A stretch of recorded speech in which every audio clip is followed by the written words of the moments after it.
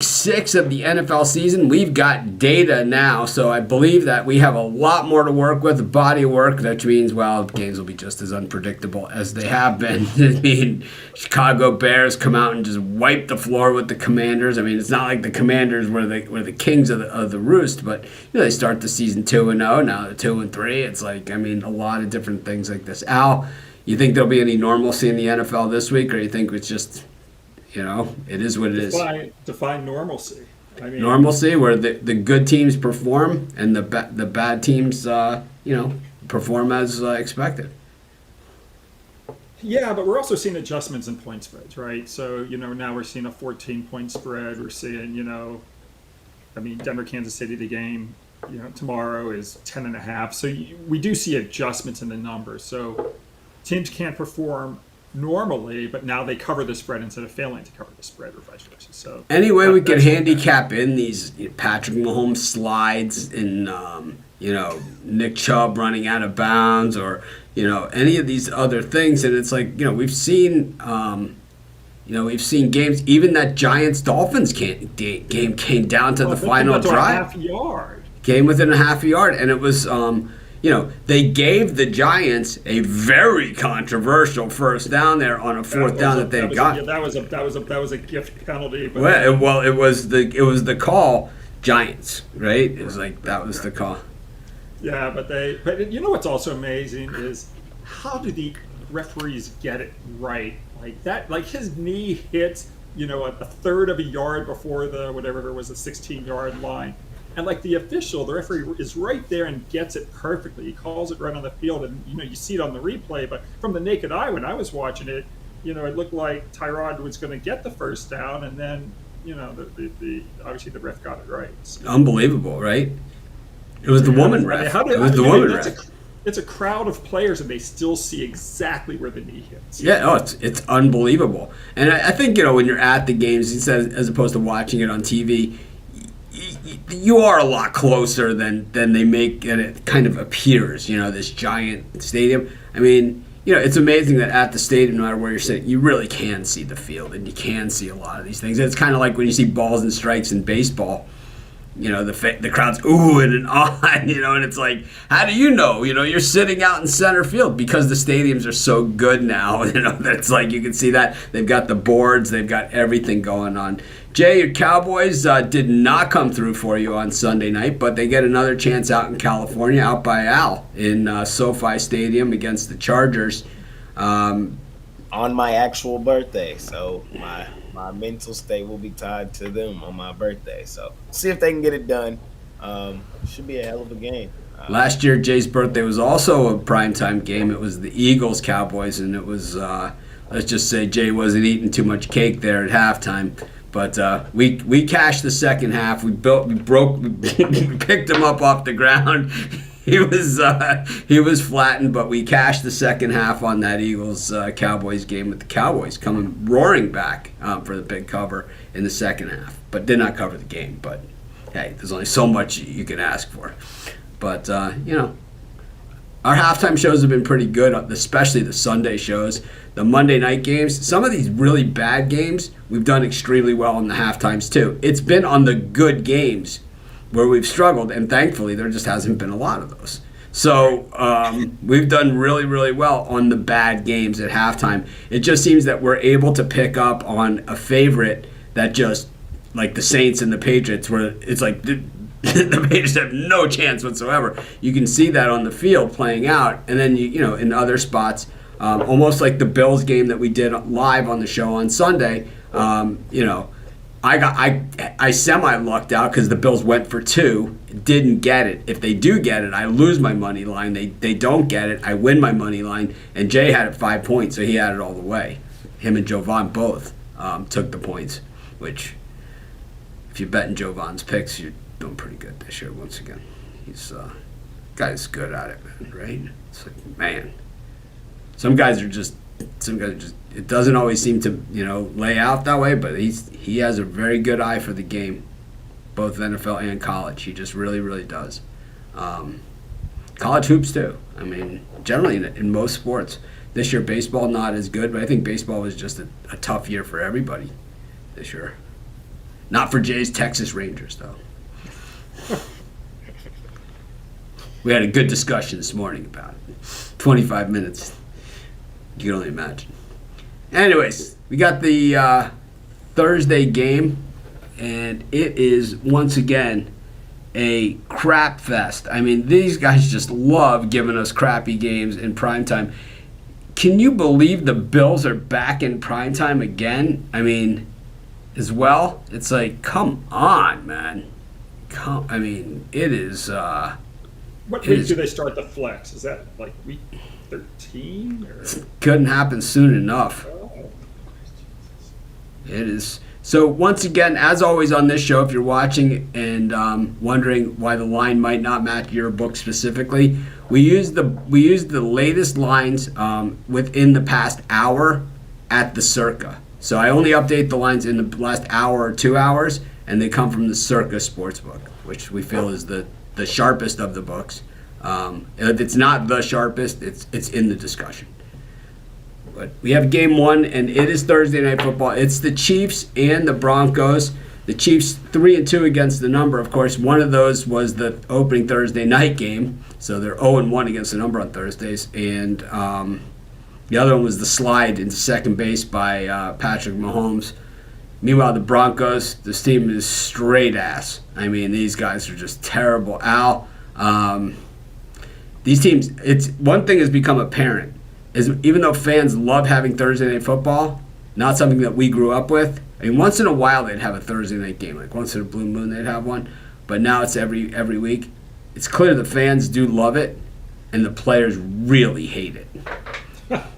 I also don't understand, like, why is it Thursday night? Why couldn't they do Friday night, to make it closer to the weekend? Yeah, Friday night or even Saturday night. I mean, I know back when they started, Thursday was the big TV day, the must-see TV, and maybe it had to do with the fact that people went out on Fridays and they were afraid that, that was Friday was date night or whatever, and no one would watch football. But NFL was so big, people are going to watch. So I just don't understand, like, why do they have to make it, give these players 4 days? Like, put it on Friday at least and give them an extra day to practice and rest and heal. But that's just my opinion. Thursdays have been a cash machine for us, especially our halftime shows. They have been just cash. Because the players are dead tired. So for me, it's been the under, It's all day and twice on Thursdays. Well, speaking of that, you take a look at the Broncos. They've played their last 4 games over the total, but those are all non-division games. And Denver has gone over the total in its last 6 non-division games, and they're 224 and 183 over long-term in the non-division games since 1980. But it's a different story for Denver when they play AFC West division rivals. Their division games have gone under more often than not, including 22 and 13 with a push under their last 36. And then its only division game this season, that was back in week 1 versus the Raiders. That was a very low-scoring game, 33 points. As you just highlighted, Mitch, Thursday night games tend to go under. They're 24 and 12 under the total the last 36. So I'm going to look for another low-scoring game here. I'm going to take this under. Jay. This is my 3rd team in my power ranking going up against the team that is 30. I'm laying it here with the Kansas City Chiefs. I understand we took a bad loss laying it against the Jets. They had the opportunity to get in there, and that's what I'm betting on. I'm betting now, he should have run it in there, in my opinion. I get the optics. But what I'm saying is I do believe that the Chiefs were that much better than the Jets. I do believe that the Chiefs are this much better than the Broncos. The Chiefs have won 15 straight meetings against the Broncos, straight up, not ATS. But what that tells me is that they have their number. They have dominated this team, and I think they will continuously do that. I think the Kansas City Chiefs, they're right where they have been the past few seasons. I think this is probably the worst Denver team that they have had. So that being said, landing with the Chiefs in Arrowhead, they should win this game 2 touchdowns plus. This Broncos defense has been ate up all season. I'm expecting Mahomes and Travis Kelce and crew to do the same. I'm with Al on this on the under. I'm going to say this, for the 100th time this season, and it's that Russell Wilson should hang it up. I don't think like trading him to another team is going to make him better. I think that we see some guys hang on a little bit too long, and we see some guys still have something left in the tank, and they go somewhere else and kind of play it out, because the other team is going in another direction. Normally, it's a rebuild that they don't fit in as part of, or they make, in these days they make so much money it doesn't fit in with the rebuild, or any of these other. There's a lot of different reasons, but Russell Wilson has no reason to stay with the Broncos or to stay in the NFL. He's not helping his resume. He is a Hall of Famer at this point in his career. If he plays one more game, he might not be, because he is that bad. He is. I mean, it's really, it's going to wipe out a Super Bowl win. I think it was an MVP, right? I mean, he has a Hall of Fame resume. Hey, I've been questioning that all from the start, So, hey, we'll see. No, I'm just saying. I mean, he has nothing. He looks shot. He looks like John McEnroe, played on in his tennis career, and at the end, he was kind of like, he had like a big game, he made it to like the semifinals of the U.S. Open, and it was kind of like he knew it was time to go. And Tiger Woods will be at that point too. And Jack Nicklaus said, if I can't compete anymore, I don't even want my honorary admission to Augusta to play in the tournament. I mean, this is the way that you do it, And Tom Brady was like, well, I was competitive. He probably stayed 1 year too long, I think Russell Wilson, I think it's time for him to go. I think he's not helping himself. He's not helping his team. He is in the way. Yeah, a lot of guys stay 1 year too long, but when you're saying 2 years too long, that's when you need to. Yeah, that's why I'm saying with Russell Wilson, he had his chance last year to kind of show he had something still left in the tank in Denver. And it's like he's making Pete Carroll, who could be one of the greatest evaluators of talent in the history of the game, making him look even more like one of the greatest by saying, here's Geno Smith, who was a BUM bum with the Jets, that he's better than you. I'd rather have him than you. I'd rather have Drew Lock than you. And you can go wherever the hell you want. And, I mean, that's where we are with this Broncos team. I'm disgusted by it. I think that Sean Payton is a good coach. He has a Super Bowl ring. I say it all the time. They won the Super Bowl. We could question a lot of other things that have happened. Drew Brees had all this stuff. But in the Super Bowl, in the biggest game, when the game came down to a coach's decision, he made that decision. They won on that play. He's stuck. He's the one. He calls onside kick. Bobby Bowden used to always say, hey, you have all these great assistant coaches. What do you even do here anymore? And he said, well, when it's fourth down and 6, I'm the guy that says punt. And I think that's the same thing, is that if you have a good assistants, a good head coach, a good head coach, that's all they really have to do. And the great ones, that is what they do.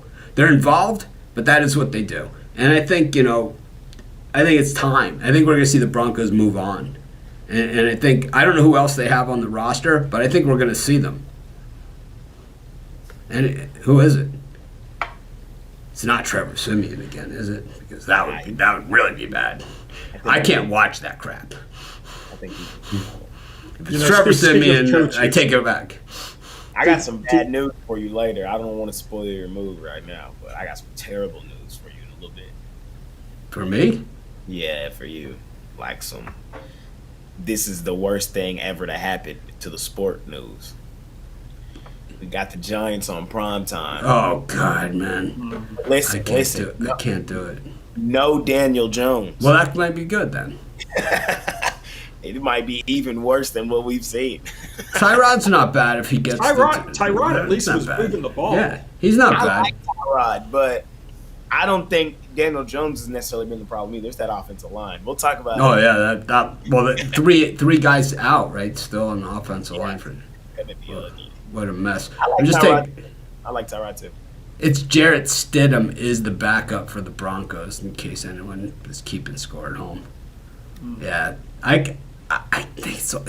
We know Stidham's not an answer. Maybe they do trade deadline something. Who the hell knows? I don't understand how you could go into a season with Jarrett Stidham as your backup. if Russell Wilson's your quarterback. We go to London. It's the Titans against the Ravens. We're not used to seeing these London games with the Titans and Ravens. And I tell you, we're not used to seeing 3 in a row like this either. But they're rapid firing them out. It's a much better NFL schedule this week than it was last week because while there was the London game last week, there was also 2 byes. This week, only 2 teams with byes, so only 1 less game. The London game, a Thursday night game, and 1 Monday night game. So it's about the same that it's been with the 2 Monday nights. And I don't know if you guys could hear my shoulder just crackling every time I move my arm, but it is. So, Jay, the Titans 2-3 straight up, 3-2 against the number. The Ravens 3-2, 3-2. They did not look so good last week against the Steelers. They did not. Now, this is a tough game. We know the Mike Vrabel as this underdog stat. We all know it. He's usually pretty profitable in that spot. But kind of the same thing I said about the Broncos is I think we got to kind of throw some of those stats away because this team is that bad. I think this is one of the worst teams Mike Vrabel has had in Tennessee, and the Ravens just lost a division game. That's, if you know the history, which me, Big Al, and Costi talked about on our NFL show last week, that's how Ravens Steelers are. It's just how it is. It's just one thing about it. This is how it is. I'm expecting a bounce back from the better team in London this week. I think the Ravens win comfortably. I'm laying the points. Ravens still have an injury list 1.5 miles long. A lot of guys questionable, and of course, still a few guys that are just out indefinitely. But the Titans, they just don't seem to have that much in the tank. And while they are the home team in this game, they're not the home team. I'm going to roll with the Ravens here. I mean, I think this game is pretty difficult. It's really, really difficult, because obviously Baltimore's the better team. I don't want to take the Titans, but I'm going to have to take the Titans. This is Baltimore's 3rd straight game away from home, and NFL teams generally don't do very well in that situation. The Ravens,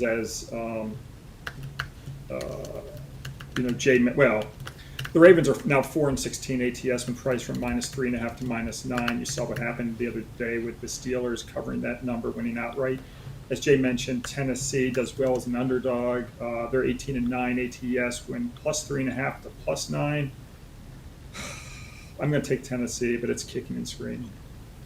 Can I take the Jags? We're in London, man. Cash machine. Yeah. It has been. Next up. It's also interesting how the NFL this year is they're having these teams play stateside the week after London. They used to give them the week off. That would be their bye week. But now they're like saying it doesn't even matter. We're just going to play. I'm surprised they're not putting them on Thursdays for some of these teams. Got the Falcons against the Commanders. And the Falcons... it was the opposite. Last year they were the spread covering champions. This year, at least the first half of the season, this year they can't cover to save their life. They did cover on Sunday. It was a nail biter all the way. I had them. Depending on the number you got. I had them in the circa. It was pretty. It was, but at close it was 2.5. Yeah, 2.5 at close. It was 2.5 at circa, for the circa contest as well. Did they win by 3? They won by 2. They won by 2. Yeah, Atlanta did. It was 1.5 then. The circa was 1.5 then. Yeah, the circa was 1.5. The Falcons opened 2.5 on Monday. It went down to 1.5. It was 1.5 all week. Then it bounced back up to 2.5. I think Saturday. Yeah, that's why I said depending on the number you got, because there were some people really upset, but there was a lot of people like yes. Yeah, I think I had them in the circa, so I got the win on that. So the Commanders 2-3 on the season. Both their wins were the first 2 games that they played, and now as things start to shake out, well, those wins don't look so good anymore. And it's Denver and Arizona were those games. Now you've lost to the Chicago Bears, and you got routed at home on the night game by the Chicago Bears. So you've had extra time off.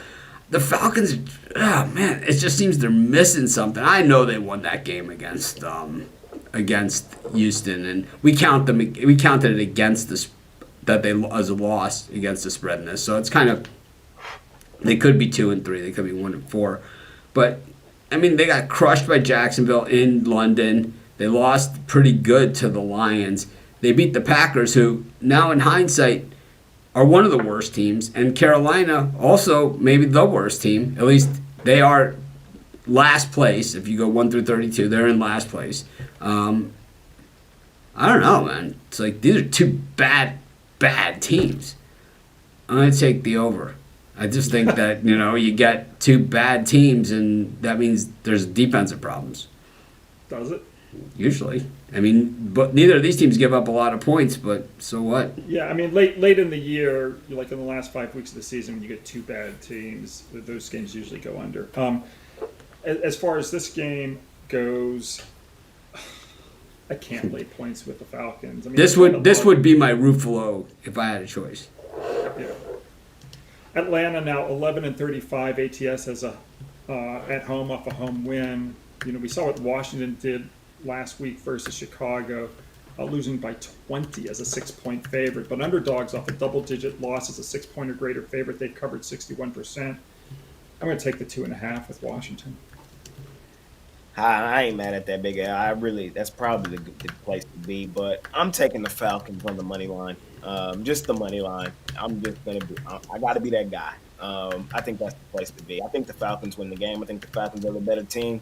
But laying points with them, this game I could see it ending just how the last game ended, like right here on the number, an edge win for the Falcons. But one thing that I do know is Desmond Ridder, he still has not lost a home game in college or the NFL.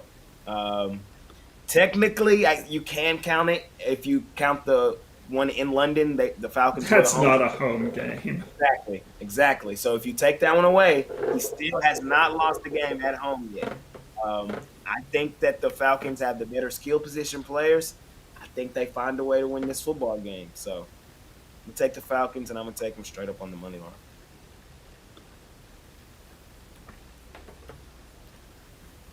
I had to throw it in there, Al, because somebody was going to try to jab at me like I didn't know. No, I get that. Yeah.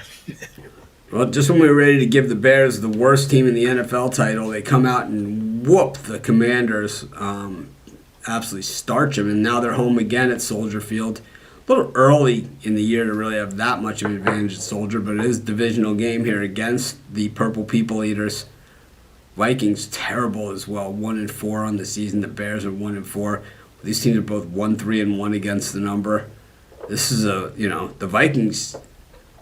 This could be a coach firing bad season for them. I mean, they're headed in that direction because their division outside of the Lions, who in the hell thinks much of them that they're able to actually hold it together. I mean, it's wide open. The NFC in general. I mean, outside of the Niners, the Eagles, probably the Cowboys, the Lions. I mean, there's wild card spots available, but 1-4 is not going to get you home.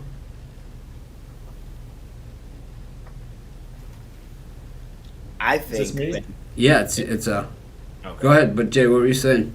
I was just gonna say I think their schedule has been tough, and the one that they probably should have won was the Packers, man. The first game. Yeah, it was the Bucks. Yeah, I mean you just took the Vikings words out of my mouth. The Vikings, they've had a really difficult schedule. Their 4 losses are all to teams that made the playoffs last season. See, but it's funny because the teams that they've played would all call that an easy game, playing them. So it's like you could call them having a tough schedule, but you are the easy game for the other team. No, I get that, but it's not like they're playing the Washington Commanders, the Carolina Panthers. They're not playing, well, they did play Carolina, and they won. That was the one game they won. So the really easy game is the game they won, and they lost. I mean, 2 of their games this year were against Philadelphia and Kansas City, the Super Bowl contestants from last year. So, sure. The Vikings, that's the only thing is, maybe if they had a little bit easier of a schedule, they wouldn't be 1-4, they'd be 2-3, right? Right. But Minnesota does well as road favorites, 15-9-1 ATS. Its last 25 as road favorites. And in this NFC North division, when you get a team off a loss playing a team off a win, the NFC North division team off the loss has gone 68-43 ATS. I'm not a buyer of the Chicago Bears. After that game, that's a one-off as far as I'm concerned. I'm going to take Minnesota later points. I agree with everything Big Al just said right there, and I'm taking the Minnesota Vikings as well. I just think they played a tough schedule. I now know that Justin Jefferson is on IR, so he's going to be out for us a good amount of time, but I still like Jordan Addison. And somebody on TikTok, I was watching TikTok, they said the most amazing thing. Jimmy G is who people think Kirk Cousins is. Jimmy G is the epitome of average. Kirk Cousins is far from that. He's several steps above Jimmy G. This is a very solid quarterback. The problem for them this year has been their defense. When I look on the other side, I am not afraid of Justin Fields in this offense in any capacity. I know they look good in certain spots. Would I say that they continue that? No, I wouldn't. I think this is one of my favorite plays of the week. I'm going to go ahead and say it. It's probably not my favorite, but it's one of my favorite. I'm taking the Vikings, and I would love to get it right here where it's at, under the 3. I think by Sunday it could be 3. It's actually 3 right now at Cirque. It's been 3 at Cirque for the last couple hours. So see, yeah, the 2.5. If you can grab at 2.5 still, grab at 2.5 in most places, but it is now currently 3 at Cirque. Grab at 2.5. Costi in my ear. I would tell you, I'm on the Bears. I could care less about any of this. So the Vikings suck. Their coach firing bad. They're just terrible, terrible, terrible. They have no weapons. They have a QB that makes questionable decisions at home, questionable decisions on the road. I think Kirk Cousins is Jimmy G, and I think he might even be worse than him. And it's like I don't even understand what he's doing. He's the type of guy that when he gets hit, he doesn't like hold on to the ball and get sacked. The ball like floats out, like right into the defender's arms. That if you get 100-yard interception return against you or more against the Carolina Panthers, you suck. And I think that's what we see from this guy. 102-yard interception return from the Carolina Panthers. That's like more points than the Panthers scored all season, all the games combined. I never thought I would hear you say that you're taking Justin Fields over Kirk Cousins. Right. I mean, for the last 5 weeks, all I've heard is Justin Fields is the worst quarterback in football now. Well, Jay has him as the worst. I have Mac Jones as the worst. Yeah. Mac Jones is the worst. Russell Wilson is up there. I would say Justin Fields still is in there, but Jordan Love is worse than Justin Fields. He stinks. I mean, he's terrible. Terrible, terrible, terrible. Inexcusably terrible. Like, general manager firing terrible. He is. It's like, you have a guy that sat on the bench for that long behind Aaron Rodgers, and that's what you have to show for it? You're worse than a rookie? I mean, he stinks. It's like, it's one thing to like throw the high ball like once in a while and one got away from you, whatever, especially the young guys, but he does it every single play.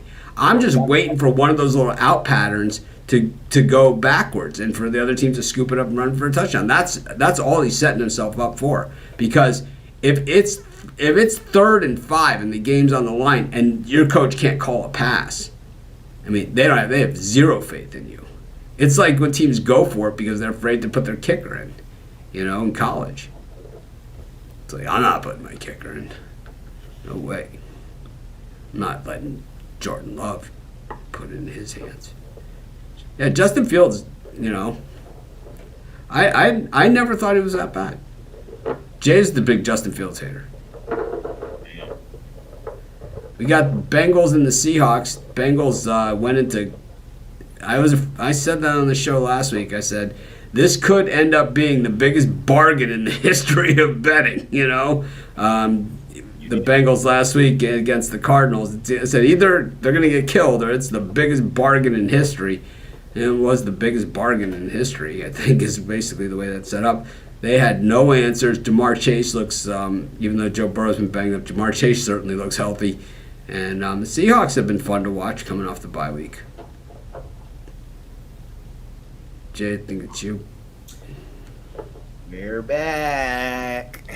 Well, I don't know about that. They beat the Cardinals. I'm taking the Cincinnati Bengals. Nah, but what happens in the game matters to me, and I say this all the time. Like, I just saw Joe Burrow being able to fire off that calf like he wasn't able to. He was throwing the ball deep downfield to Jamar Chase, the same Joe Burrow-Jamar Chase connection that we've been asking for. Those are the things that I like to see. I now think that Seattle has become slightly overvalued at 3-1. Coming into the season, I was ill, Seattle. Then I saw everybody else kind of was ill, Seattle, and I was like, I think they're better than what they're getting credit for. Now here, I actually think this line is exactly where it's supposed to be. I think it should be 3. I can't believe it's 2.5. There you go. You took the words right out of my mouth. That's where I was heading. Getting it at 2.5 under the 3. I got to take the Bengals, the better team, with the quarterback who I think is getting healthy and found his connection again with his guy. Taking Cincy here. I'm going to roll with the Seahawks. I got to see it consistently. It is against the Cardinals, and I think that's a different story. Seattle's defense is actually really taking some steps forward. When they had those good teams with Russell Wilson, they had the killer defenses, and what we've seen from them in recent years is Swiss cheese defense. But I like the wide receivers for Seattle. I like the running game. I think Walker is tough to bring down. He's very, very boring to watch, but boring works. And I think Witherspoon could be one of those guys that sits back there at cornerback for the next 15 years. And it's like, nobody wants to throw it. Kind of like Darryl Green was. Man, it was like automatic. He was just there. You remember Darryl Green, Jay? Probably before your time. He started forever for Washington. I mean, forever. And I think that this Witherspoon could be that. It's going to be fun seeing him on Chase this week. Seattle off that big win. They're 17-32. ATS off a win by more than 20. Cincinnati now 17-0 with a push ATS win, not laying 7 or more points if their opponent had a win percentage between 400 and 823. I mean, at 2.5, I really like Cincy here. I'm going to lay the points. Joe Shiesty. T. Higgins questionable for that one. I don't know if he plays. He's kind of banged up. I think they sit him, to be honest. Not that. But I play one on YouTube football shows. Oh, here's an interesting game too. So I took Seahawks. Al took Bengals. All right, another interesting one we've got here. This is the Browns coming off the bye, hosting the 49ers, who are starting to run into these, they were convincing against the Cowboys, and they're woofing crap about it. I mean, they're just never good. The Browns, is Deshaun Watson playing? They say P.J. Walker's going to go if Deshaun doesn't play, and the line's up to 7 everywhere now, which indicates he's not playing. Yeah, I'm gonna roll with the Niners one more time. I feel I might be going to the well. This will not be like a Circa pick or a premium pick for me. I've been riding the Niners in the Circa religiously, but I think I might have to jump off the ship this week. I think I'm going to take the Browns in the points. I just think it sets up too easy for the 49ers. Also, that the line is set south of a touchdown. They're begging you to take the 49ers here. Well, it's not. It's again, right now it's 7. Oh. So. I'm taking the Browns anyway. Yeah. I'll mark it at 7 on the tape. Yeah, it's the Browns for me as well. Who knows where it'll be on game day, right? I mean, you could see it even north of 7. NFL home dogs off blowout losses by more than 2 TDs. They've covered 61.8% versus opponents off blowout wins by more than 2 TDs. So this is pretty much an automatic play for me on the dog. I'm going to take Cleveland. You think Brock Purdy's like due for like just a horrible game where they have to like grind it out at the end? I think Brock Purdy exactly where I is was ready to go. So you were talking about GMs a minute ago, needing to be fired for bad picks. Boy, did Lynch catch the most. Like, I don't know if you can get any more lucky than he got. He had the worst, probably the worst quarterback pick in the history of the NFL in Trey Lance. And then probably turned around and bounced back in the last pick of the draft and got Tom Brady 2.0 because well, he's not Tom Brady 2.0, but he's him. He's him. Good. What he is. He is good. He's a great football player. Yeah, no, he's. I have him through 5 weeks, number 5 in my quarterback rankings. I know a lot of it is the Shanahan system. I get that, but you cannot discount Brock Purdy's footwork. You can't discount how effectively he gets the ball out, and that's his biggest attribute, I think. The footwork, me too. I do too. No. The decision making, getting the ball out. Oh yeah. But well, the San Francisco doesn't put their quarterbacks in difficult situations. They never have. That's the West Coast offense. And I understand that. There was a reason why Jimmy G got to a Super Bowl. There's a reason why I haven't elevated, that's the reason why I haven't thought of the Niners as like this super dominant team. I thought they were lackluster at quarterback. But I am here now changing that stance. I am a believer in Brock Purdy. I think he's him. I think the Niners are the better team. But what I'm going to do here, I'm going to take the under in the game. I was just responding to Mitch about – but I'm taking the under here. 37 is super low, but I think it's for good reason. This Browns defense is solid.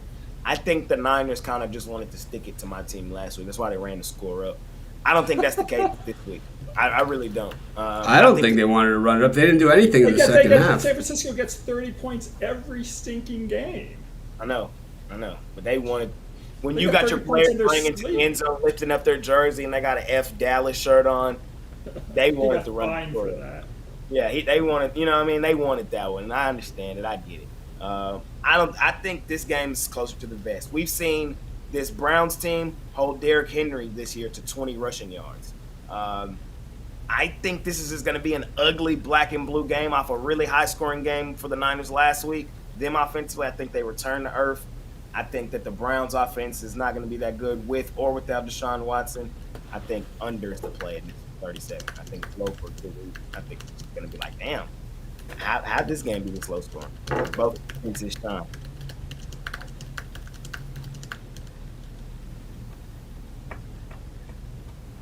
Yeah. Am I 2 ahead on Brock Purdy at 5?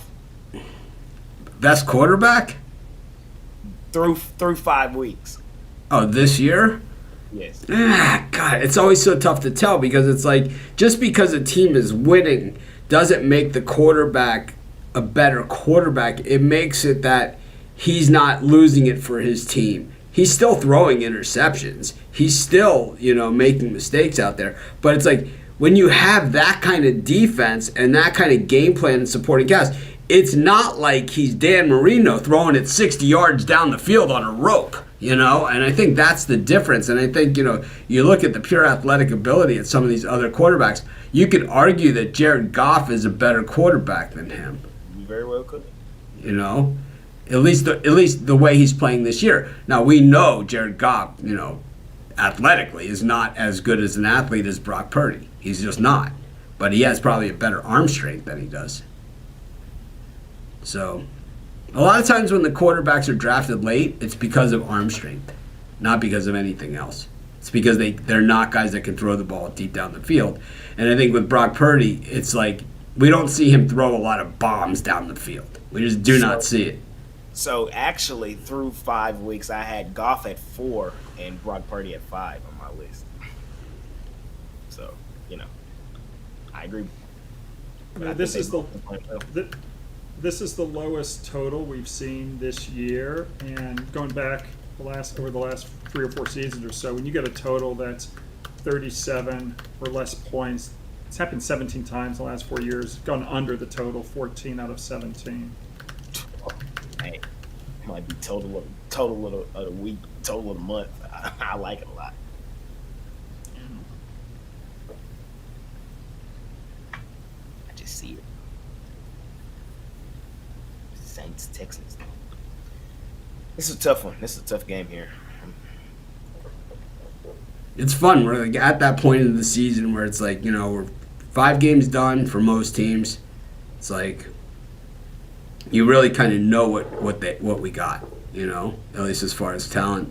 It's still, there is an NFL trade deadline. It's not as big as like the baseball or NBA trade deadline. It does happen. I don't know. We'll see. I think backup quarterbacks are always at a premium, and that's why to me when you see the draft, it always surprises me that teams don't go that route with the late pick, and get a Brock Purdy. But those guys are out there. I mean, everybody had a shot at him. Everybody had 7 shots at him.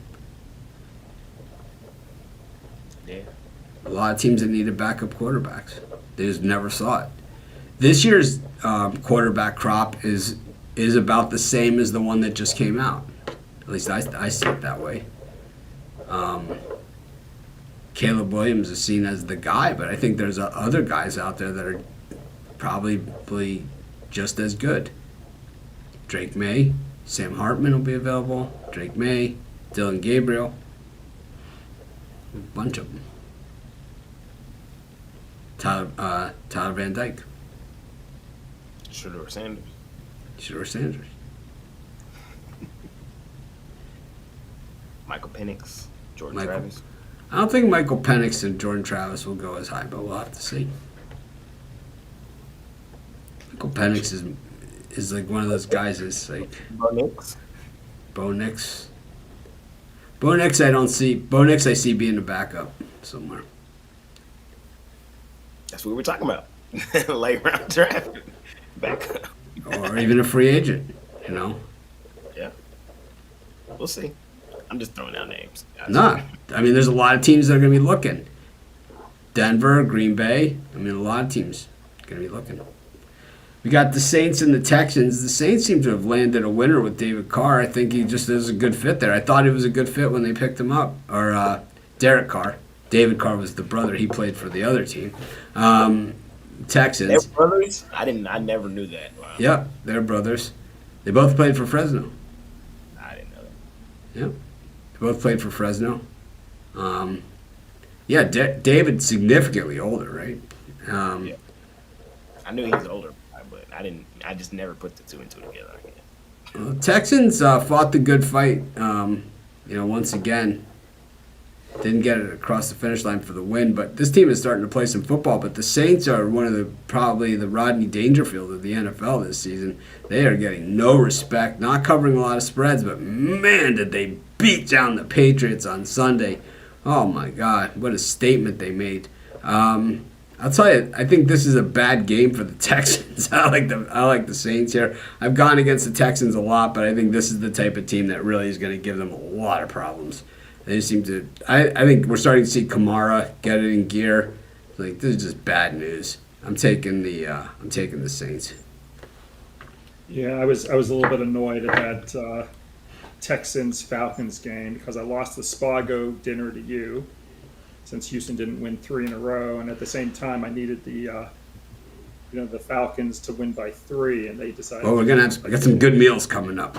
That's it. I buy you dinner at Spago, you buy me dinner at Contramar. So. It sounds like a win-win to me. I'm going to look for a high-scoring game here. Saints coming off that 34-0 shutout win. NFL teams off shutout wins generally go over the total when the line is at this range. When the over-under line is greater than 42 points, they've gone over the total 59%. The Texans also 26-12 over the total at home, following back-to-back unders. I think it's going to be a pretty high-scoring game. Miguel, I disagree with you on this one. I'm taking the under, and here's why. You know the last time somebody scored over 20 points on the New Orleans Saints? Mm-hmm. It was November 13th last year. or November 20th last year. The Rams scored 20 exactly. Ever since then, this Saints defense has not allowed 20 points, even this year. 15 Titans, 17 Panthers, 18 Packers. We'll take that back. Take that back. The Bucks did. But other than that, man, they've been a really solid defensive unit. And I understand that those teams that I've named offensively they're not juggernauts. And I understand that C.J. Stroud has looked well. I just think this is both teams are trying to hang their hat on their defense. D'Amico Ryan's defensive coach, Dennis Allen, defensive head coach. I think that's what we get, a defensive football game. So I'm going to say this one is going to be kind of like the Packers game, 18-17, some ugly, maybe 20-17, the other. I mean, I'm just the ultimate contrarian, and I know. New Orleans has now played 11 straight unders and 14 out of 15 under the total, and I just think this is the game that we're going to see it, break through and be high scoring. Fair enough. Of course, we all have premium picks on all these games. Not all of them, but our best picks over at PickDawgz. Check them all out. We also have All Access Big Al, 775-636-7676. Or you can just email me, Mitch at PickDawgz.com. I'll hook you up with that same number. Or, we've got 2-for-1 capper, 3-for-1 capper. Got all kinds of good stuff going on. It's that time. Pair us up. Or by long terms, got NHL has started. I'm not an NHL guy. How about you, Al? You do NHL? I do a little bit, but I'm much more of a football and basketball fan than I am. Not a focus. It's not, high volume. And October 24th, my actual birthday is my birthday month, so we call the whole thing every day my birthday. But my actual birthday is the 24th, NBA opening night. I'll have my new intro for Jay Briggs' jam session if he wants to use it. Jay, did you say that? Maybe my ears fail me, but you said New Orleans hadn't given up more than 20 points. I realized that I was wrong with Tampa. Okay, I was going to say something. Tampa did. But it was below 20. It was below 20 for a while. Wasn't that like 17-9 in the fourth, and then they kind of got some late scores? Yeah. Something. Yep. We'll see. C.J. Stroud has looked better than I gave him credit for coming into the year. I gave him that credit. We'll see if he can continue to put it together. I would say he's been the best of the bunch. AR just can't stay healthy. We'll probably talk about him in a minute. Or are they on bye? I forgot.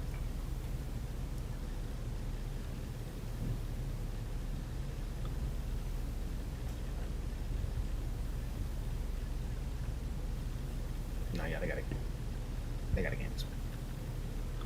We got the Dolphins against the Panthers. The Panthers, when it comes to overall record, the worst record in the NFL, 0-5.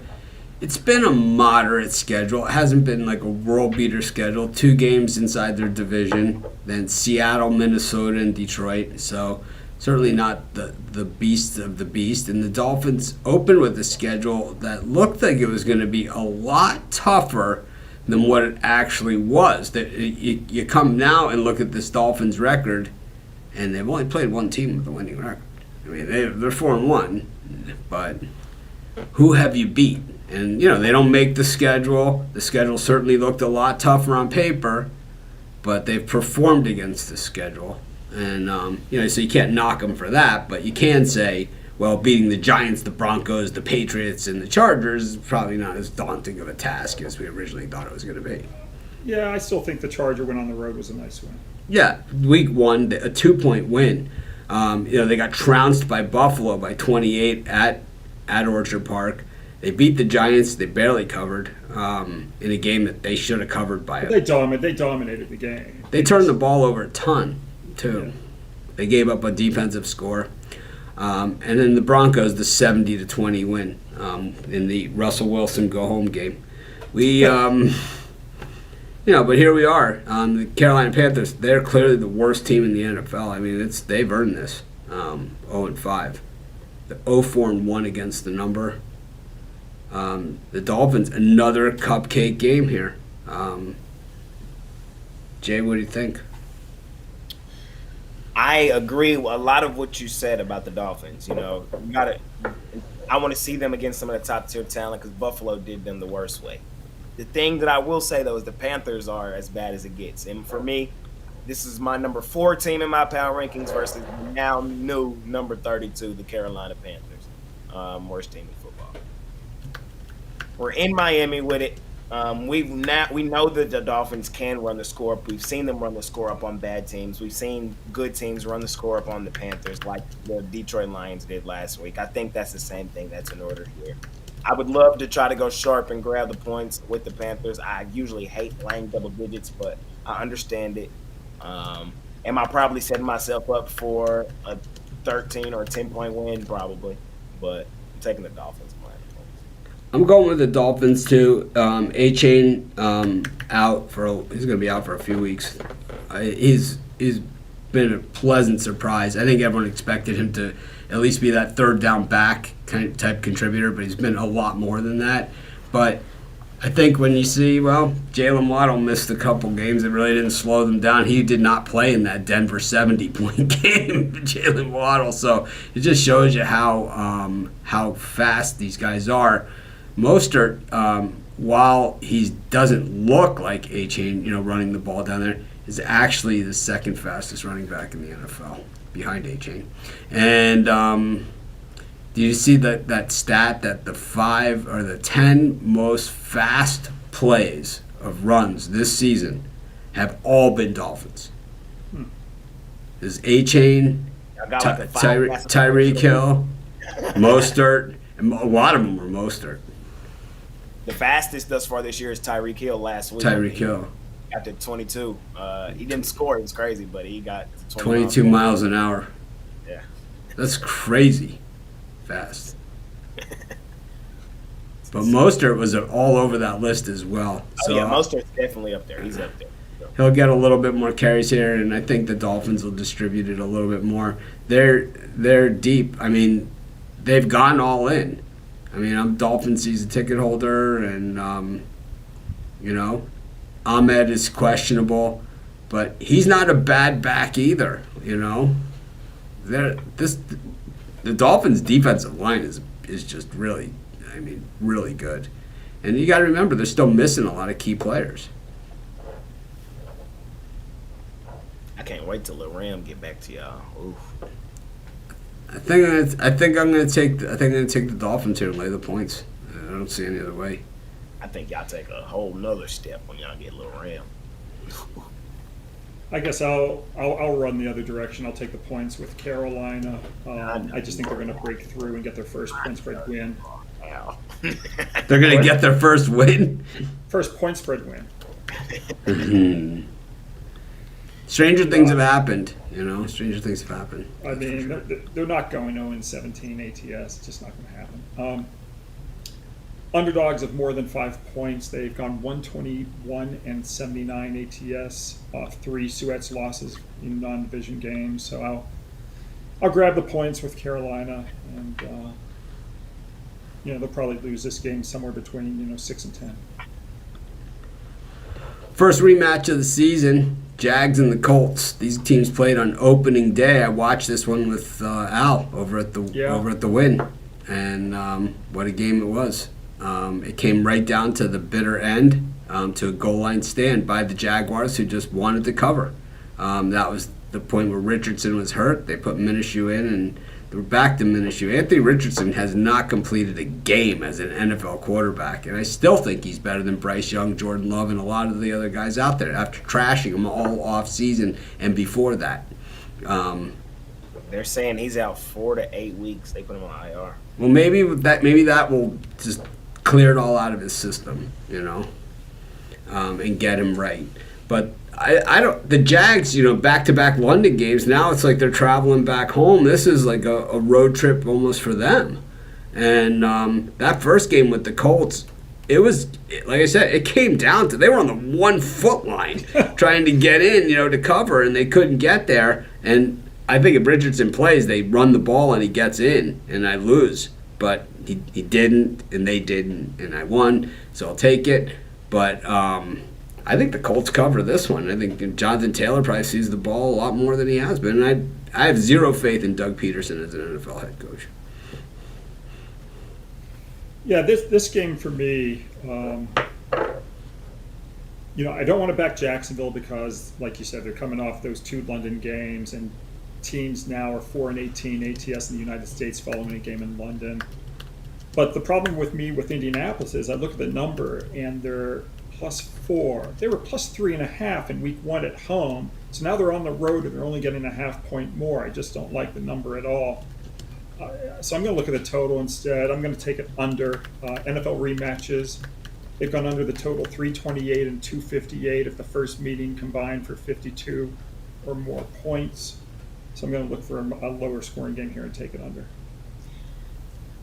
Isn't there a weird stat between these two teams, like the road team always wins or something like that, and it got broke the first game? Isn't there a stat like that with these two? There was a stat that Indianapolis was winning straight up in division games at home. Or it was like the dog has won. It was the underdog had won outright in the last 7 of these 2 games between these two teams. Regardless of how good they were. It was something weird like that. But the Jags broke it finally game 1. I'm going back to the well. I'm taking the Colts, and I'm probably going to take them straight up on the money line. The thing I've said about the Colts all year is I like Anthony Richardson too. I think he's solid for this team. But I do think that the Colts have the best backup in the league in Gardner Minshew. And there's no drop-off from Anthony Richardson to Gardner Minshew. There's only just a flip of offense. They're just playing a different offense. But I think they're able to move the football and play how they're supposed to play. Jonathan Taylor now back in the fold. I think the Colts compete here. Short story short, we saw them beat the Titans last week. They competed against the Rams, beat the Ravens, beat the Texans. Like, this Colts team is legit. If you haven't been watching. Now, I know I'm setting myself up for those Colts. We know the video.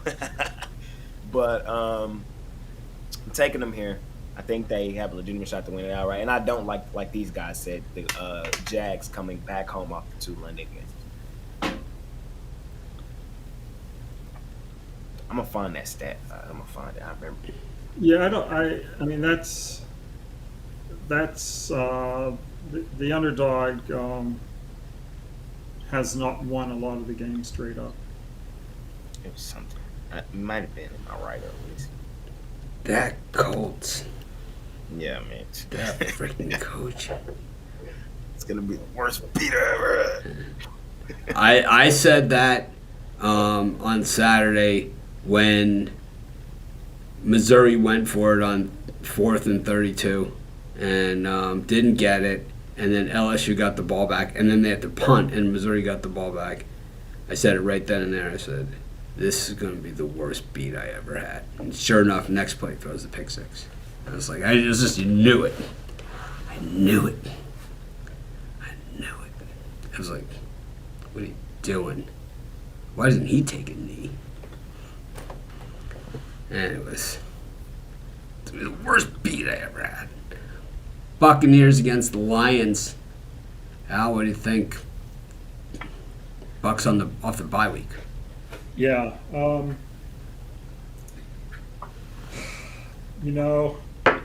I've talked several times this year about how well Detroit's done under Campbell when they're playing a team that's not off a loss. I think, what is it now, 15, 0-1 ATS. But I'm going to ignore that stat here. I'm going to take Tampa instead. Off the bye week.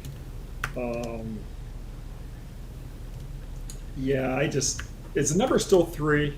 Yes. Okay. Yeah, it's some 3.5s in spots. It might tick higher. Detroit's 3-26 ATS off a home win. If it owned a win percentage of 692 or better, including 0-13 ATS versus an opponent off a straight up win. So I'm going to take Tampa plus the points. I'm taking Tampa plus the points too. This line just looks funky. It just looks funky. It does. Like, I don't, and I think Tampa is in a weird space. Where they're like, well, are they good? Are they bad? Or are they mediocre? Exactly. They're in a weird space right now with the Tampa Bucks, and I think we're gonna find out this week. I'm gonna lean towards that they're good. I think they're good. I think they're above mediocre. I think the Lions, we kind of see them struggle a bit on the road. I think that this Bucks defense is better than we might think. I think Baker is playing better than we might think, although Mitch is going to come tell me he's terrible. And he was right the last time we seen him in prime time. But Hey, they're the first team to get over 20 points against New Orleans in how many months? True. So it's two sides of the coin. Taking the Bucks here plus the 3. Were all the points offensive in that Saints game to get over that number? I don't recall. Well, anyways, April, one of our loyal fans for many Yeah, years. Baker Mayfield threw 3 touchdown passes. Well, April, that's 18 points. So April, one of our very loyal fans, most loyal fans, sent me these cool buttons to use in situations like this, and I think to myself, well, maybe these guys have a point, and I should bet on Baker Mayfield. No! Well, maybe Baker Mayfield's better than I thought he was, and he's learned something and all that. No! Yep, that's pretty much what it all boils down to, and that's why she got me these, to talk some sense into me. I'm taking the Lions here. They're one of the best teams. Baker Mayfield just sucks. I'd rather lose betting against him than thinking maybe he has a chance, because he's terrible. Terrible. He holds on to the ball too long. He just holds on to the ball way too long. The quarterbacks that are bad in the NFL, the worst ones, either can't throw the ball downfield or hold on to the ball too long. And it's like he holds on to the ball way too long. He can throw the ball down the field. He holds on to it way too long. It's like you don't have that kind of time in the NFL. In college, he was able to hold on to it, throw the ball down the field. It worked great. In the NFL, same with Mac Jones. He had that line at Alabama. He could just sit back there all day. Those NFL wide receivers playing against other team, basically worse than his third string that he practiced against. Carved him up. But in the NFL, no chance. For the last time, no. Taking the Lions. Thank me later. Well, we got the Raiders against the Patriots. Pupil versus student. Josh McDaniels got out of his own way on Monday night and was able to secure a win against a horrid Jordan Love. Terrible. But here they are, the Raiders up against another really, really bad quarterback. Bill Belichick, this is the worst team he's ever had. This is worse than those Cleveland Browns teams. This is the worst team he's ever had. Jay? it's a tough one. I think you set the stage on this one really well. The thing is Bill Belichick got aired out against Dallas and then back-to-back got aired out against the Saints. So this would be like the worst stretch of his career if he then turns around and loses to his protege and Josh McDaniels.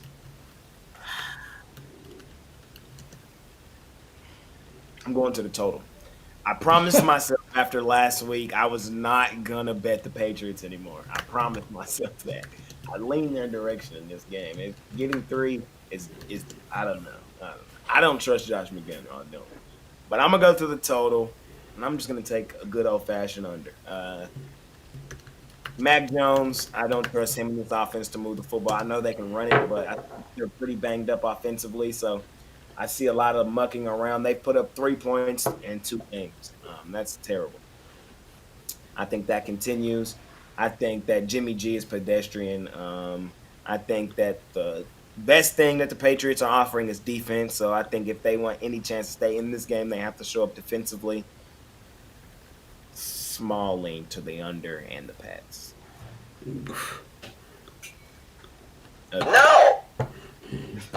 No! N-O. Yeah. I'm rolling with the Raiders in this one. I think there's other angles here outside the pupil student. I know Belichick creams his ex-assistants. We all know that. It's kind of that same Nick Saban thing, but he was easier to cream your ex-assistants when Tom Brady's your quarterback. It's way easier to cream your assistants. I'm sure Al's got a database full of some great Patriot runs and data and bounce backs and all that stuff, which are all easier to execute when Tom Brady is your quarterback. Not Mac Jones. He stinks. Jay does his list of 1 through 32. I nominate Mac Jones for position 32. And I think there might be some backups. I think if you went to the Minshew Richardson and counted them each as a starting quarterback, I think we could slide them into the 33 slot. I think we can make an argument there for 33. I think also the same thing with Kyler Murray and Joshua Dobbs, that we could probably even slide them back to 34. You know, I mean, there's a few others, you know. There's a few other good backups out there. Aaron Rodgers, Zach Wilson? Yeah, possibly, you know. Mac Jones is the worst quarterback on an NFL team that sees significant playing time. If you can't throw the ball 6 yards, you're not going to win a lot of games. Jimmy Garoppolo was cast off by the Patriots. Cast off. The same way he was cast off by the 49ers. Maybe the 49ers are in a better position without him. Maybe not. You know, we'll have to see if anything ever happens to Brock Purdy. They certainly won't be. But the Patriots, they would love to have Jimmy G back. They'd love to have him. Sam Darnold. That's who Purdy's back on. Yeah, well, I think they'd rather have Garoppolo than him. Sam Darnold's terrible. Would you take Darnold? He couldn't beat out Zach Wilson. That's how bad he is. Darnold or Mac Jones? Darnold. Oof. Yeah, the Jets said Sam Darnold is so bad, we'd rather have Zach Wilson. It's like, Hey, I mean, these are guys that make these decisions. You know, they know more about this stuff than we do. You have to consider. But Mac Jones is straight ass. I mean, I can't go. Yeah, Zach Wilson. I just can't do it. Can't do Mac Jones. Can't do it. I mean, there's a lot of expatriates on this Raiders team. That Jacoby Myers is having a nice year here for the Raiders. I'd heard his name called, well, I didn't hear his name, but I saw his jersey, number 16, being called targeted all night long on Monday night. Yep. So this is what I say. Raiders. Yes! Al? Oh boy. I'm going to go opposite Jay. You know, I mean, sports handicapping, it's almost like a Rorschach test. You know, Jay sees that they've scored 3 points over the last 2 weeks, and he goes the under. I look at that and the fact that they've only gotten 18 points over their last 3 games, and I like the over. So it's just different ways of doing things. In the NFL, if a team has scored 25 or less points over its 3 previous games and each game went under the total, those games then go over 62.1% over the last 36 years. The Patriots have also gone over 64% after not scoring 10 or more points in the previous game, so I'm going to take this over the total.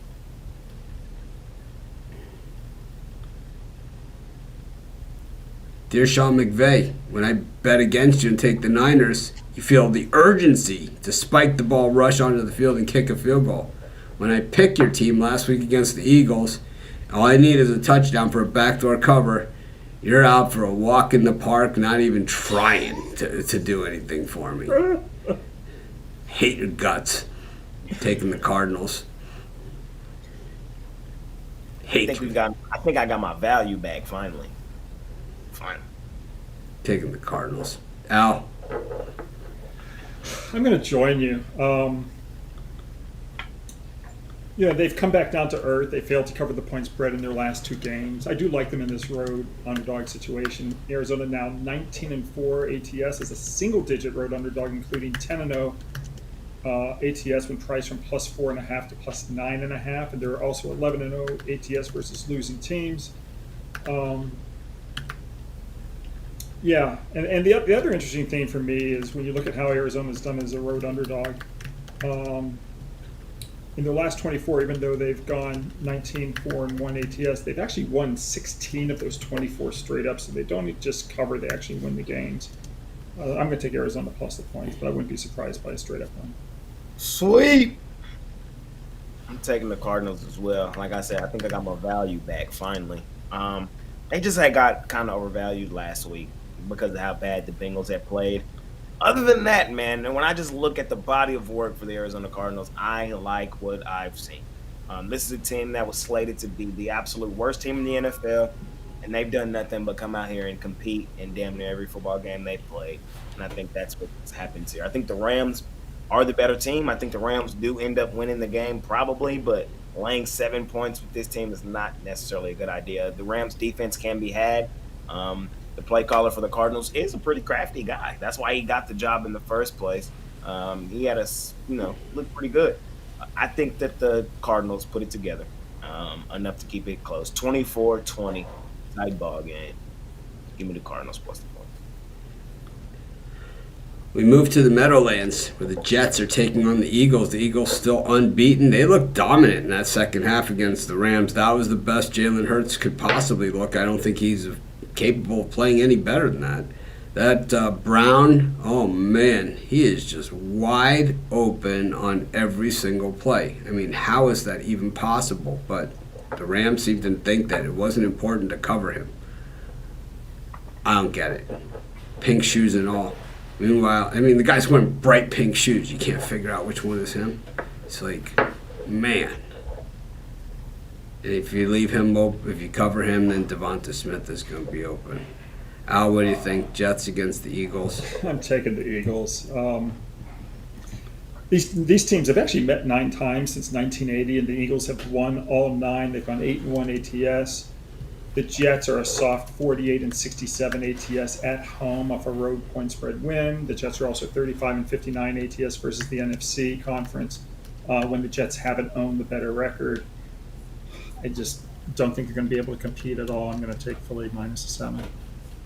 Jets, Jets. Plus the points for me. I think they can beat. I do. I think offensively, they've improved. Zach Wilson, last week my play of the weekend was they played Denver. I understand. I liked what they did the week before too against Kansas City. They were in that ball game.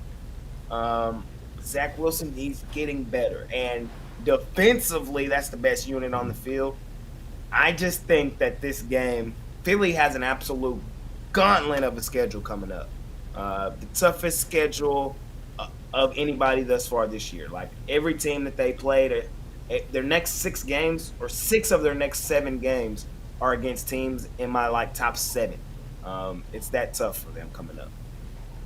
I just think this is kind of a sell spot where they win, don't cover. It's going to be a nail biter, I think, in the Meadowlands. Taking the Jets. They might even get these boys outright and just an absolute head scratcher.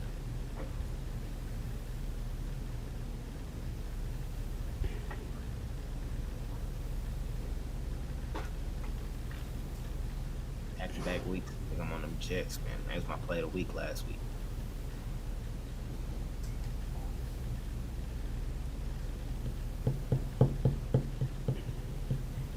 Tough one.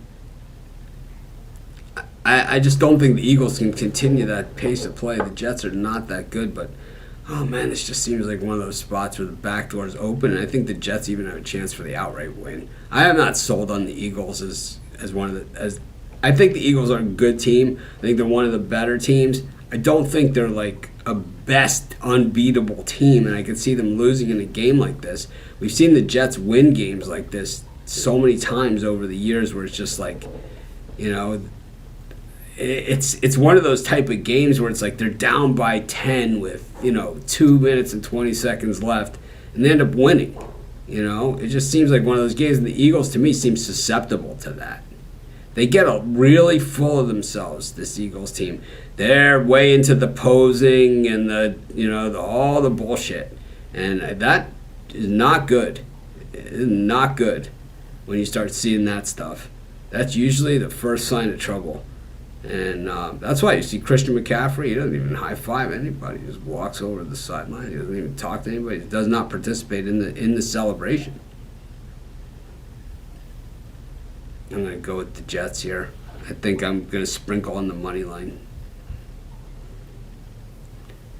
Why not? Go.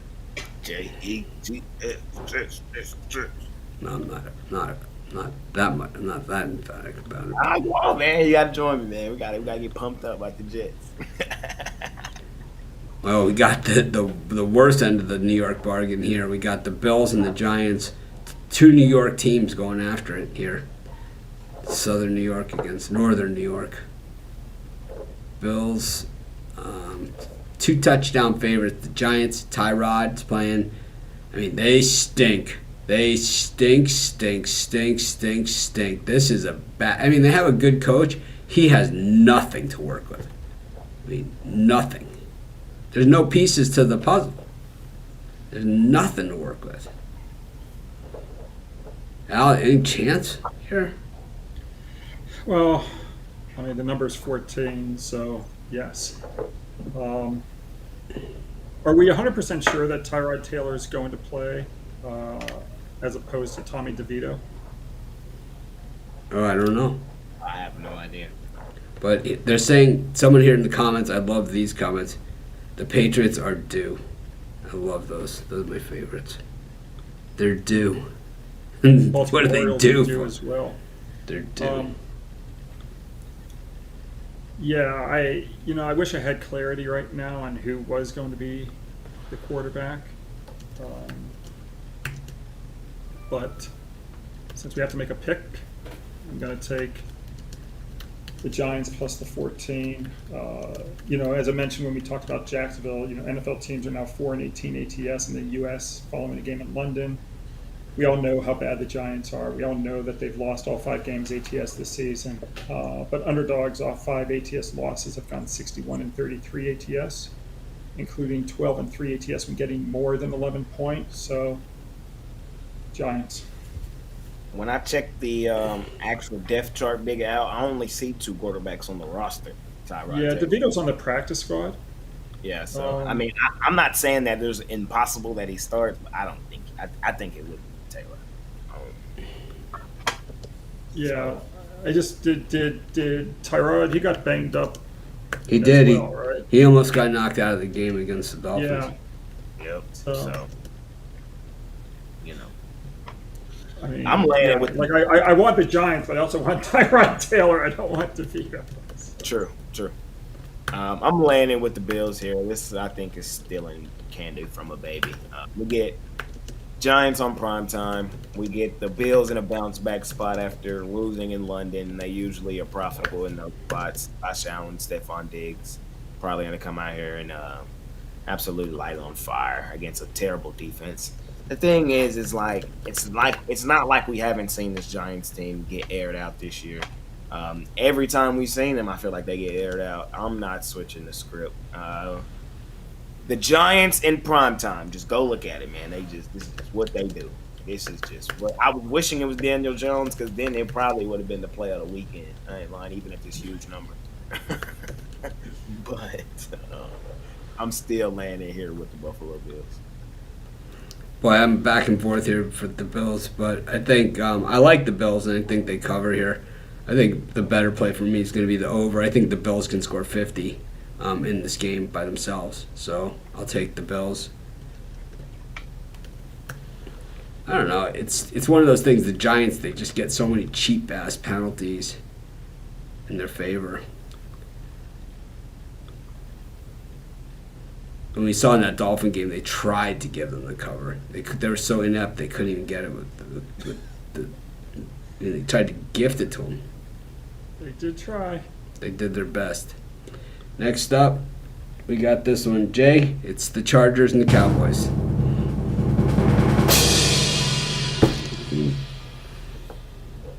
I'm taking the Cowboys. No. I am. How do you get there? So shocked. I can't believe you got there. This is how I get there, man. It's because when you go look at Dallas under Mike McCarthy, I'm trying to go and pull it up. I want to say every time they lose, next game they win. Like, I don't think they've lost 2 games in a row under Mike McCarthy since he's been there here in Dallas. I get it, man. They look absolutely terrible against San Francisco. I get it. And I get that Kellen Moore is the offensive coordinator here. I think that Dallas is the better team. It's going to be a tough game. Not one of my favorite games of the weekend, but I think Dallas bounces back like they always do. I'm going to lay the 2. Well, Jay does his ratings of top. He ranks all the teams and he ranks all the quarterbacks. I personally always look at all the coaches, and I think the Chargers could be in that bottom 5 of NFL head coaches. I'm going to take the Cowboys. I think McCarthy's in the lower half of coaches, but I think that the Chargers are looking at bottom 5 and probably a new head coach at the end of this season. I mean, he sucks. I don't even understand. I don't even understand what he's doing out there. You're not the Sauce says this to me on the show. Oh, Mitch isn't an analytics guy. I like to win. I don't like to overcomplicate it. It's like 14 points, 2 touchdowns, 2 extra points is 14. Oh, but if you get the 2 here, and then if you get the 2 here, then you get the touchdown, you kick the extra point, you win. Or you miss the 2, then you have to go for 2 next time when you wouldn't have to go for 2 on either of them, and you miss them both because it's stupid. A 2-point conversion is a lot less than 50% chance of kicking an extra point. I don't know what the numbers are, but that's what that analytics says. Is that you have a greater chance of hitting 1 out of 2 2-point conversions than 2 kicking of the extra point, and I don't think that that's true. That's actually not what it's saying. What is it saying then? What it's saying is that the 2-point conversion, you have a 50-50 chance. So you have a 50, but if you get the and what's your chance of kicking it through for an extra point? 100%. I mean, 99%, right? Right. So if you go, so what it says is, this is the thing, if you're down 14 and you only have 2 possessions left, you want to go for 2 on the first touchdown because you want to avoid, if you go to overtime, you only have a 50-50 chance also. So if you are successful on the first 50-50 chance of getting the 2-point conversion, then if you happen to get the next TD, you kick the extra point, and that's 15, and you win the game, and you avoid the 50-50 chance of overtime losing. And what's the percentage of the 2-point conversion is 50-50? 2-point conversions are 50-50 long term in NFL. So it's 50-50 plus 50-50 or just 50-50?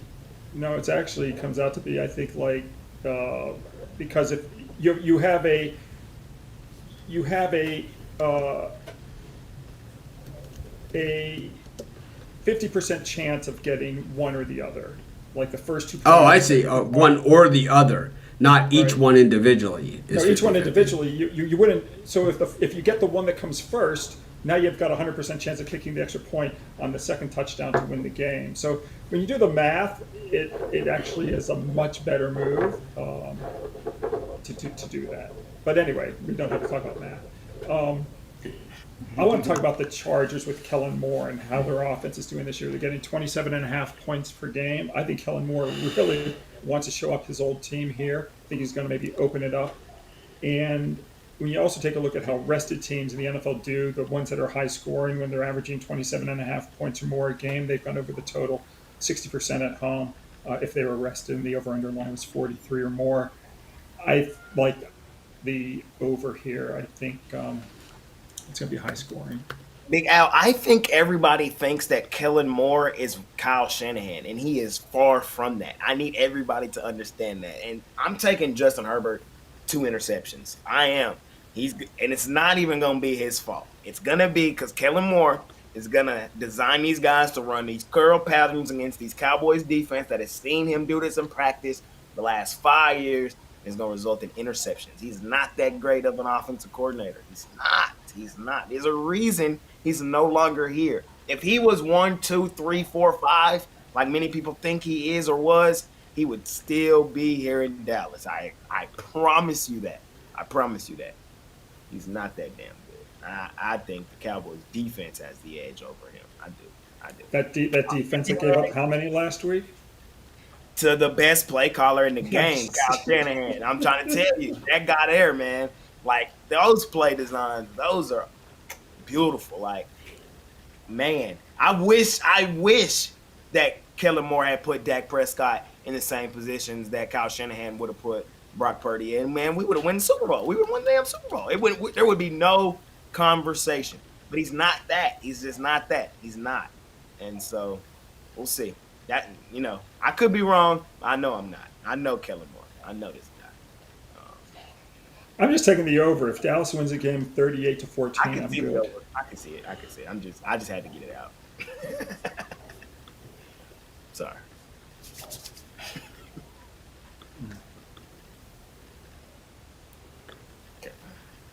All right. Anything else? I can't believe Atlanta had Dan Quinn and Kyle Shanahan, and arguably the two best in the same time, and couldn't get it done. But I don't think Kyle Shanahan is the best, and I think that you have to, in order to be the best, you got to win, and he hasn't done that yet. And I think that Who's the best OC then? I'm just talking about specifically play calling. I'm not saying he's the best head coach, but play caller, I think it's him. Andy Reid is the best play caller. Fair. Yeah, I'm that's not. I ain't even mad at you for saying I that. actually like Shanahan, but let's also say that his play calls in the Super Bowl could have been a lot better, and they could have won that True. game. Twice, right? True. Twice? True. Once. They only made it once. New England. Yeah. No, he lost to He the lost Ravens. with San Francisco. He lost with San Francisco, and then he lost right. with Atlanta. He lost to the Ravens. Lost with Jimmy G with the Niners. Yeah, remember the blackout game? No, that wasn't him. That was Harbaugh. Oh, that's right. No. Oh, yeah, it was. That's true. That was Harbaugh. That was the Yeah. Harbaugh. He lost with Jimmy G the first time. Who'd they play? This was 3 years ago? Kansas City? Kansas City. They lost to Kansas City. And then he lost the 28-3 to when they was up 28-3 against New England. Yeah. That's right. They were up against Kansas City when they lost. Yeah, but they were off. But that was. I wouldn't say he blew that game by anything he did. He totally They just blew it. won. He's a The stiff. 28-3, he kind of blew. His father was. I think the 28-3. My theory on the 28-3 is that if the NFL is scripted or if it's any of those things, It's not. but if it is, it doesn't happen on obvious plays or whatever like this. It happens on the play like that Super Bowl, where it's 2nd and 4, and they call the holding penalty, and now it's 2nd and 15, and then everyone knows they're going to pass, strip sack, fumble, right? Is that a field goal that's going to ice the game? A field goal by Atlanta ices the game there. Now they're out of field goal range. Strip sack, fumble, Brady, touchdown, overtime, touchdown. Patriots.